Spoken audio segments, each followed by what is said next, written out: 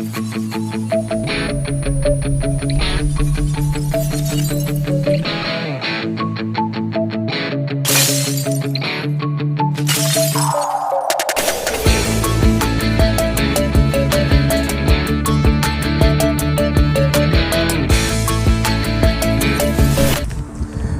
आपका होस्ट और दोस्त मैं रामचंद्र उरांव। ये है प्रोग्राम कुडुख प्राइम। आप देख रहे हैं एडपा न्यूज़ चैनल। प्रोग्राम शुरू करने से पहले आप मेरा चैनल लाइक और सब्सक्राइब नहीं किए हैं तो लाइक और सब्सक्राइब कर दें। जितना भी मैंने वीडियो बना रहा हूँ, आप लोग का प्यार और कमेंट से मेरा उत्साह और हौसला बढ़ते जा रहा है। मुझे लग रहा है कि मैं जो काम कर रहा हूँ वो आप लोग के लिए फ़ायदेमंद साबित हो रहा है। आज कुडुख प्राइम में हम चर्चा करेंगे झारखंड की राजनीति के बारे में। झारखंड में 2 सीटों पर राज्यसभा चुनाव हो रहा है। चलिए, इससे पहले आप सबों को मेरे तरफ से हुल जोहार, जोरदार जोहार। जय आदिवासी, जय झारखंड, जय भारत। चलिए शुरू करते हैं। यह है प्रोग्राम कुडुख प्राइम। झारखंड की 2 राज्यसभा सीटों का चुनाव हो रहा है। इसमें वर्तमान में हेमंत सोरेन की सरकार, जो 37 विधानसभा सीट और 17 विधानसभा सीट कांग्रेस दोनों समर्थित गठबंधन मिलाकर अभी शासन किया जा रहा है। राज्यसभा का चुनाव 10 जून को वोटिंग होना है। आज नामांकन करने की तिथि थी।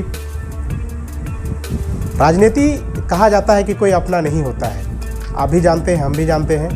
वर्तमान में कांग्रेस समर्थित उम्मीदवार, जो कांग्रेस कहती है कि हमें पूरे देश में हम सेकुलरिज्म की बात करते हैं, सभी को बराबर मौका देते हैं, उसके समर्थित राज्यसभा जो उम्मीदवार थे, बताया जा रहा था कि गुलाम नबी आज़ाद होंगे।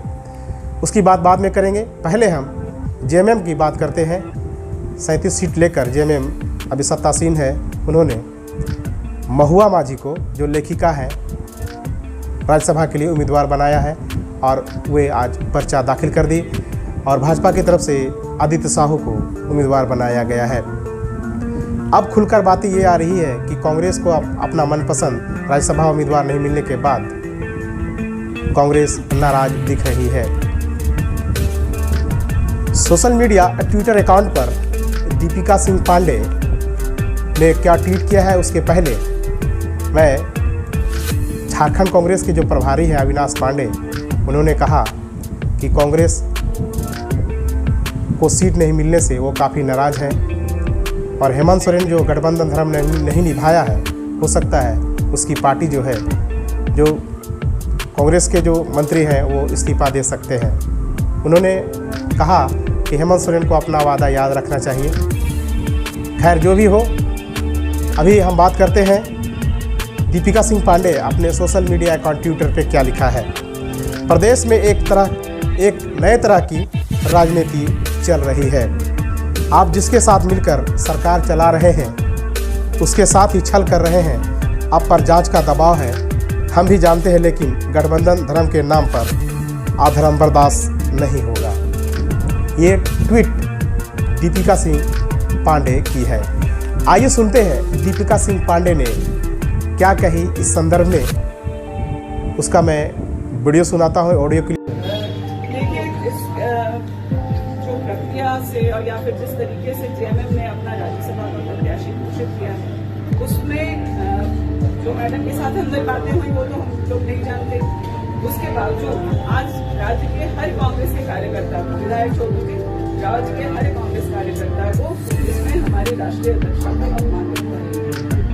कहीं ना कहीं महागठबंधन के जो स्तर को हम लोग लगातार इस बात को सामने लाने के बावजूद भी हम जिन बातों को बोल करके जनता की टीम से जीत करके आए हैं, इस राज्य में एक महागठबंधन की सरकार बनी, ना हम युवाओं की उम्मीद को पूरा कर पा रहे हैं, ना भ्रष्टाचार पे जिस तरह से लगाम लगना चाहिए था वो लगा पा रहे हैं। जो पिछली सरकार में भ्रष्टतम पदाधिकारी थे, उनकी जो सीएमओ से आज के दिन घनिष्ठता है, वो कहीं ना कहीं हम लोगों के ऊपर दाग लगाने का काम करती है। भ्रष्टाचार पे हम लोगों को जिस तरीके से काम करना चाहिए था वो नहीं हुआ। महागठबंधन होने के बावजूद एक कॉमन मिनिमम प्रोग्राम नहीं होना, कोऑर्डिनेशन कमेटी नहीं होना, ये कहीं ना कहीं सवाल उठाते हैं कि सिर्फ गठबंधन है, लेकिन उसमें जो धर्म होना चाहिए, जो नीति होनी चाहिए, ग्रांटेड लिया जा रहा है, वो नीति इसमें कहीं दो राय नहीं है। कांग्रेस को फॉर ग्रांटेड लिया जा रहा है कि नहीं लिया जा रहा है, ये मैं नहीं जानती, लेकिन झारखंड की जनता को जरूर फॉर ग्रांटेड लिया जा रहा है। आज राज्य के युवा खुश नहीं है। आज राज्य के अनुबंधित कर्मियों ने, जिन्होंने भारी मेहनत करके हम लोगों को सरकार में बिठाने का काम किया हो, महिला अनुबंधित कर्मी हो, इस तरह की तमाम चीज़ों को कहीं ना कहीं पिछले 2.5 साल में इग्नोर किया गया है। मैं बहुत मुखर रूप से इसके बारे में बोलती रही हूँ, लेकिन आज आप देख रहे हैं जो बातें हम कांग्रेस के कार्यकर्ता जमीन पर महसूस करते थे, वो आज इस तरीके से जो घृणित रूप से सामने आया है, ये किसी भी तरह से हम लोगों को मुझे लगता है, मैं अपने इंडिविजुअल कैपेसिटी में कह सकती हूँ, ये किसी भी तरह से गठबंधन धर्म को मानने का काम नहीं, गठबंधन के जो लक्ष्मण रेखा है उसको छूने का काम जेएमएम ने किया। दूसरा राजनीतिक लोगों को है एक गठबंधन जो है पर्दे के पीछे भय और भ्रष्टाचार की वजह से इस राज्य में बना है, जिसका नतीजा आज हम लोगों के सामने आकर के ये आप मीडिया के लोग हैं, आप लोग खुद समझदार हैं, इस बात को समझ पा रहे होंगे। अभी आपने दीपिका सिंह पांडे का ये प्रेस कॉन्फ्रेंस देख रहे थे, लगे हाथ। झरिया से जो विधायक है पूर्णिमा सिंह, उन्होंने भी क्या कहा, आइए सुनते हैं, इसके बाद बाकी मुद्दों पर हम चर्चा करेंगे। चल रहा है कि महागठबंधन जब हुआ था तो उसका धर्म भी निभाना चाहिए। सरकार ना तो 30 पे चलेगी, ना तो सरकार 18 पे चलेगी, सरकार चल रही है 48 पे, तो उसका सम्मान होना चाहिए। और आप सबने अभी कहा ये अपमान है या सम्मान है, अपमान तो है, सम्मान आपको कहाँ से लग रहा है ये? तो निश्चित तौर पर जो धर्म निभाना चाहिए था वो तो निभाया नहीं जा रहा है, तरह तरह की बातें करके और अपनी मनमानी की जा रही है। अभी ने कांग्रेस के 2 विधायक दीपिका सिंह पांडे और झरिया से जो विधायक है पूर्णिमा सिंह, उसका आपने प्रेस कॉन्फ्रेंस सुना। चलिए हम बात करते हैं जेएमएम की। कहने को जेएमएम क्षेत्रीय पार्टी है, लेकिन अभी तक जेएमएम अपने परिवारवाद से उबर नहीं पाई है। इसके पहले उन्होंने अपने विश्व गुरु शिबू सोरेन को राज्यसभा भेजा है। अभी डॉक्टर महुआ माझी को राज्यसभा का उम्मीदवार जेएमएम नामित कर दिया है। झारखंड में कुल 24 जिले हैं, उसमें से 26 रिजर्व सीट हैं। इसमें आदिवासी अपना लीड करते हैं, चुनाव लड़ते हैं, कब्जा करके रखा है। लेकिन जेएमएम जो है आदिवासियों की कोई बात नहीं करता है, बस उसे वोट देने के लिए रखा गया है। अभी तो ये होना चाहिए जो आदिवासियों की आवाज़ राज्यसभा में उठा सके, वैसा जेएमएम नहीं की है। अब देखिए कहना क्या है। जेएमएम की तरफ से महुआ माझी जो एक जेएमएम की जो नेता रही है, उन्होंने 2 बार विधानसभा चुनाव लड़ा लेकिन नहीं जीत पाई। इस बार उसे राज्यसभा भेजा जा रहा है। जेएमएम के लिए खुशी की बात है, लेकिन एक बार फिर आदिवासी को ठगा गया है। पर्याप्त मौका नहीं होने की वजह से यहाँ राज्यसभा में जो चापलूस होते हैं, जो पैसे वाले होते हैं, उसी को विधानसभा भेजा जाता है। ये रही जेएमएम की बात। जेएमएम में अधिकतर वोटर आदिवासी हैं। वो कहते हैं माटी की पार्टी है, लोग खुलकर वोट देते हैं, खासकर आदिवासियों का विश्वास और भरोसा एक जेएमएम ही है। वर्तमान हालात में जो है उससे भी आदिवासियों का जेएमएम से भरोसा उठ रहा है। अब चलिए बात करते हैं कांग्रेस की। कांग्रेस एक ऐसी पार्टी है, वोट तो आदिवासियों की लेती है, लेकिन आदिवासियों को पर्याप्त मौका देना नहीं चाहती है। उसके जो पुराने नेता हैं, जो फॉरवर्ड क्लास के लोग हैं, वही उसका अध्यक्ष होगा, वही उसका सचिव होगा, और वोट आदिवासियों को लेना है। ये दिगर की बात है। वो कहती है कि हम सेकुलरिज्म है। इस वजह से आज कांग्रेस समाप्ति के कगार पर है। हम तमाम उन आदिवासी से कहना चाहता हूँ कि हमारा वोट हम किसी और को देकर हम अपना सत्ता का नेतृत्व, मतलब गुलामी करने के लिए हम हैं। हमें कोई नेतृत्व, हमें कोई मालिक नहीं बनाएगा।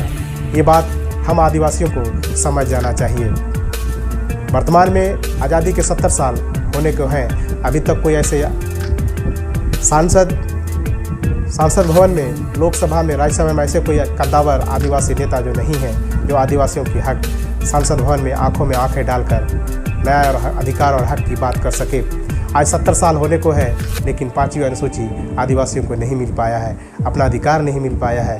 ये सबसे बड़ा कारण है, क्योंकि वर्तमान में जो कांग्रेस सरकार पिछले 70 सालों से शासन कर रही थी, उन्होंने केवल आदिवासियों का इस्तेमाल किया, वोट आदिवासियों के लिया, लेकिन नेतृत्व उसके फॉरवर्ड क्लास के लोग किए हैं।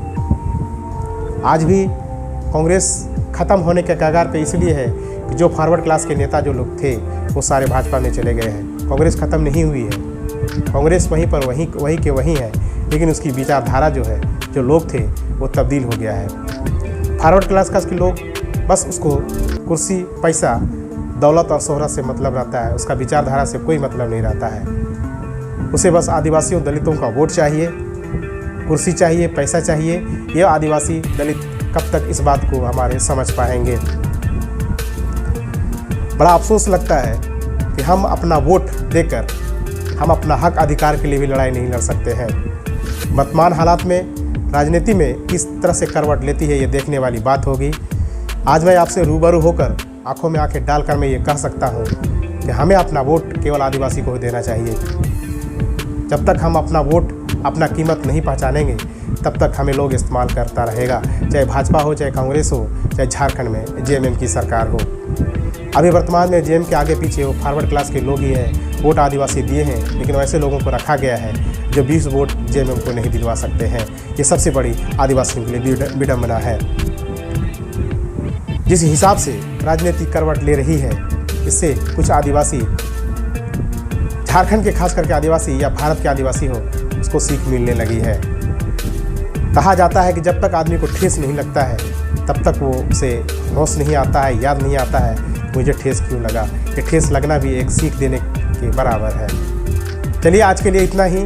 वर्तमान हालात में हमें अब खुद काबिलियत बनाना चाहिए और अपना वोट हम आदिवासी को ही देंगे, ऐसा हमें प्रण लेना चाहिए। सबका अपना अपना विचार है, ये मेरा निजी विचार है। हमें झोला ढोने का काम छोड़ना चाहिए। मैं अभी भी कह रहा हूँ, आदिवासी जिस दिन झोला ढोने का काम छोड़ देगा उस दिन वास्तव में वो देश का मालिक बन जाएगा और अपने हक अधिकार सारे वो अमल कर पाएंगे और वो अपना शासन हक और हुकूक का चला सकते हैं। आज के लिए रामचंद्र को विदा दीजिए। आप मेरा चैनल लाइक और सब्सक्राइब नहीं किए हैं तो लाइक और सब्सक्राइब जरूर किए। अपने प्रिय मित्र रामचंद्र उरांव को विदा दीजिए। जोहार, नमस्कार।